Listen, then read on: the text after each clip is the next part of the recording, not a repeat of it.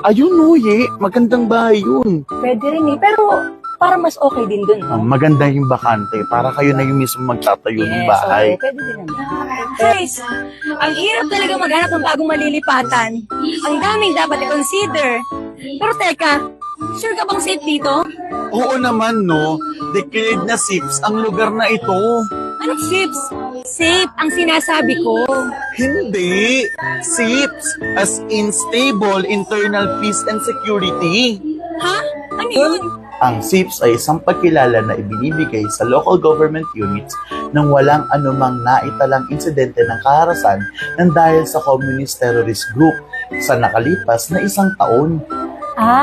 Parte pala ito ng Safety, Peace and Order na programa ng ating gobyerno. Pero, paano naman ito ma-achieve ng ating mga LGUs?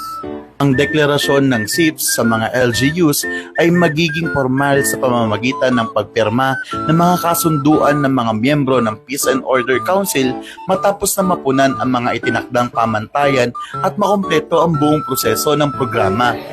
Ayos naman pala, dahil pala dito, masasabi nating mayroong matatag, maginhawa, at panatag na buhay para sa bawat mamamayang Pilipino.